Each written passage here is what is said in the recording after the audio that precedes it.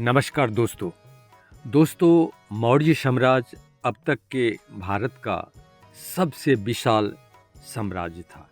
सम्राट अशोक के समय में यह साम्राज्य अफगानिस्तान, बलूचिस्तान, हिंदकुश, मकरान, सिंध, कच्छ और स्वात तक फैला था। मैसूर के उत्तरी जिले, मद्रास, उत्तर पश्चिम जिले, कबायली क्षेत्र, कश्मीर, नेपाल सहित संपूर्ण अशोक के साम्राज्य में शामिल था। लेकिन इतना विशाल साम्राज्य बहुत दिनों तक कायम नहीं रह सका और सम्राट अशोक के बाद इसका डिक्लाइन हो गया। आखिर किन कारणों से यह साम्राज्य बिखर गया? वास्तव में इस साम्राज्य के पतन की पृष्ठभूमि में कई कारण मौजूद थे। पहला कारण, कमजोर उत्तराधिकारी। सम्राट अशोक के उत्तराधिकारियों का कमजोर और अयोग्य होना मौर्य साम्राज्य के विघटन का सबसे बड़ा कारण था।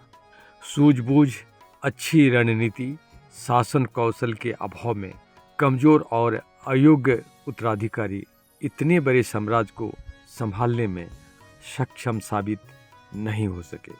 वे उन विरोधी शक्तियों को भी रोक नहीं सके जो अशोक की मृत्यु के बाद पैदा हो गई थी। फलतः साम्राज्य टूटता बिखरता चला गया। अशोक की मौत के बाद उसके पुत्रों में से जालौक कश्मीर में स्वतंत्र शासक बन बैठा और कनौज को जीत लिया। वीरसेन ने अशोक के उत्तराधिकारियों से गांधार का राज छीन लिया। विदर्भ मगध से स्वतंत्र हो गया। इस तरह संपूर्ण साम्राज्य में विघटन की प्रक्रिया शुरू हो गई थी।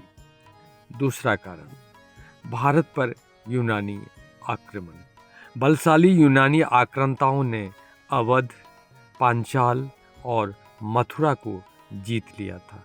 यूनानी सेना का सामना न कर पाने के कारण मौर्य शासक जनता की नज़र में गिर गए और मौर्य साम्राज्य का अधिक दिनों तक टिके रहना संभव नहीं हो सका। अशोक के बाद शासकों के जल्दी बदलने से भी प्रशासन अस्त व्यस्त हो गया था। तीसरा कारण, केंद्रीकृत शासन व्यवस्था।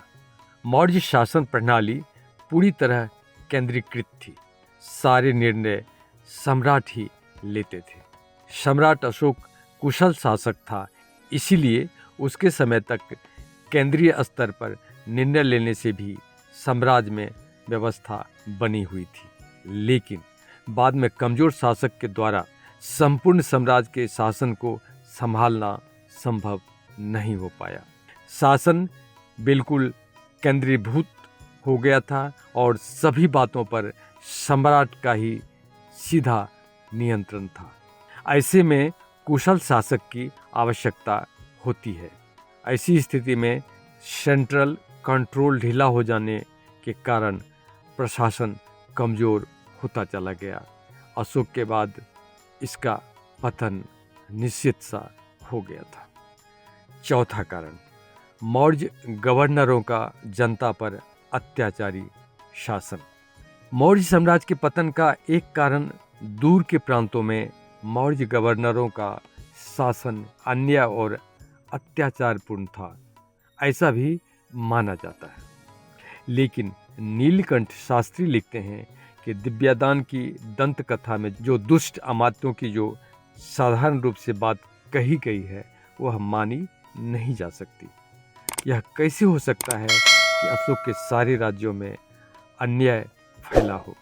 कलिंग के अभिलेखों में भी कोई ऐसा प्रमाण नहीं मिलता है जो उन बातों की पुष्टि कर सके।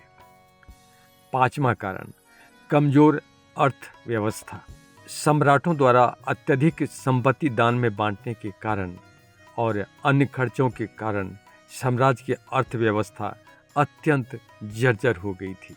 कहा जाता है कि आर्थिक स्थिति इतनी बुरी हो गई थी कि सोने की मूर्तियों को भी पिघलाकर उनको पैसे के रूप में उपयोग में लाया जाने लगा था। सैनिकों, हथियारों और प्रशासन का खर्च चलाना मुश्किल हो रहा था। छठा कारण, ब्राह्मणों का षड्यंत्र और विद्रोह। पहले ब्राह्मणों को बहुत सारे विशेषाधिकार प्राप्त थे। वे धरती के देवता माने जाते थे। उन्हें मृत्युदंड से भी मुक्त रखा गया था। सम्राट द्वारा यह व्यवस्था लागू किया जाना कि सभी के साथ समान व्यवहार हो, जाति, रंग और वंश के आधार पर कोई भेदभाव नहीं हो, यह बात ब्राह्मणों के लिए आपत्तिजनक थी। एक शिलालेख में यह लिखा पाया गया है कि पृथ्वी के देवता अब अपना स्थान खो बैठे हैं। उन्हें अब देवता की पदवी से उतारकर झूठे देवता की चौकी पर बैठा दिया गया है। यह बात ब्राह्मणों को अपमानजनक लगी।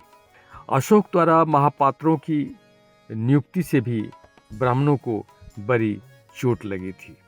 ऐसे में अंतिम मौर्य शासक बृहद्रथ की हत्या उसके ही ब्राह्मण सेनापति पुष्यमित्र शुंग ने कर दी और पुष्यमित्र शुंग शासक बन बैठा।